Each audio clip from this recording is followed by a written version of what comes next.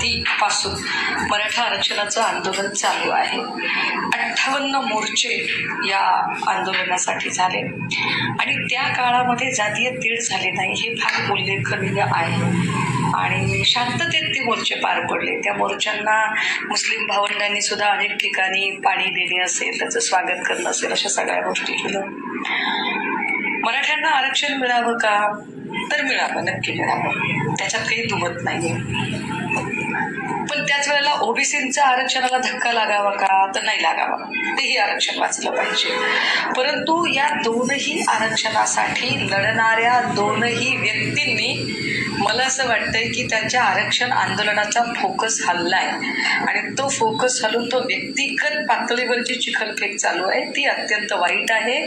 त्यामुळे होतंय काय की आरक्षणाचा लढा जो जरांगे यांनी उभा केला होता, जे सामाजिक चळवळ म्हणून उभा राहिलेला लढा, त्याचं अधिष्ठान हरवून तो पॉलिटिकल एस्टॅब्लिशमेंटकडे जात आहे का, हे जे होतंय हे फार वाईट आहे. त्यातही दोनही व्यक्तींकडून जे कॉन्ट्राडिक्टरी स्टेटमेंट्स येत आहेत ते कॉन्ट्राडिक्टरी स्टेटमेंट सुद्धा म्हणजे कमालीचे वेगळे आहेत.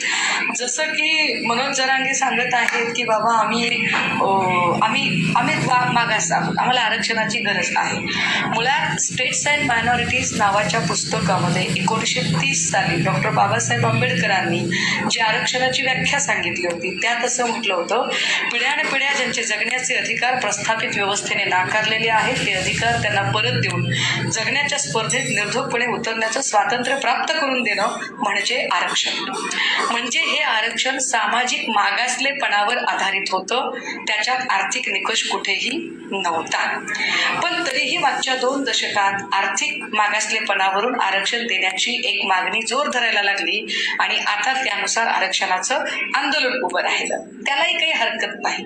पण मुद्दा असा तयार होतो की एकीकडे आर्थिक मागासलेपणाचं आरक्षण म्हणायचं, मग दुसरीकडे 100 जेसीबीतनं फुलं उधळायची. तर हे जरा कॉन्ट्राडिक्टरी वाटतं. किंवा एकीकडे आम्हाला संधी मिळत नाहीये, आम्ही काय काम करू शकत नाही असं म्हणायचं आणि दुसरीकडे आम्ही कोण आहोत, आम्ही पाटील आहोत, तुमची काय लायकी आहे, आम्ही तुम्हाला काम देऊ शकतो, आम्ही वाटेल त्याला काम देऊ शकतो, हे म्हणणं हे आरक्षणाच्या आंदोलनाला भरकटवण्यासारखं आहे असं मला प्रामाणिकपणे वाटतं की जे होऊ नये.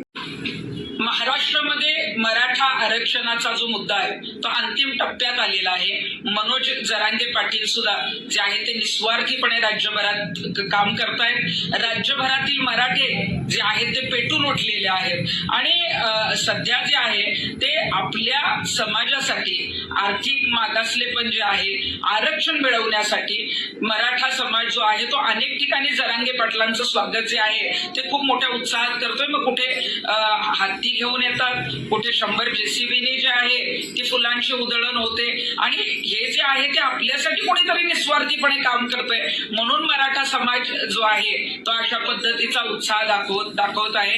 आणि म्हणून काही मग आर्थिक मागासलेपण जातं का? अजिबात नाही.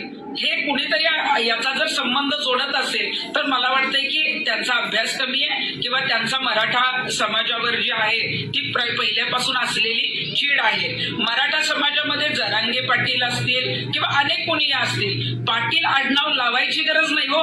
मराठा हा पाटीलच आहे, एवढं लक्षात ठेवा. आणि मी एक स्टेटमेंट ऐकलं सुषमा अंधारे, मी मागच्याच वेळी सांगितलं की राजकारणात अभ्यासू महिला असाव्यात पण अंधारेंसारख्या नाटकी अजिबातच नसाव्यात आणि हेच नाटक पुन्हा पाहायला मिळालं. त्या म्हणतात की मनोज जरांगे पाटील जे आहे तो यांचा आरक्षणावरचा फोकस हल्लाय. मला वाटतं की सुषमा अंधारे यांच्यावरचा मीडियाचा फोकस जो आहे तो जरांगे पाटील आल्यापासून बाजूला गेल्यामुळं कुठंतरी प्रसिद्धी देण्यासाठी ही धडपड आहे. आणि जरांगे पाटलांविषयी बोलण्यापेक्षा मराठा समाजाविषयी जो काय राग आहे ना तो याच्या आधी सुद्धा तुमची जी भाषणं व्हायरल झाली आहेत त्यातून दिसलेलाच आहे. परंतु या सगळ्या स्टेटमेंट मधून सुद्धा मराठा समाजाविषयी तुमच्या मनात असलेला राग जो आहे तो वारंवार जाहीर होताना दिसतोय. त्यामुळे मराठ्यांच्या नादाला तर अजिबातच लागू नका. मराठा समाजाचं आंदोलन व्यवस्थित पद्धतीनं चालू आहे, न्याय मिळेलच. परंतु तुमच्यासारख्यांनी स्वतःच्या जातीचं भांडवल करून प्रसिद्धी मिळवून दुसऱ्याच्या जातीला बदनाम करणं हे कृपया थांबवा.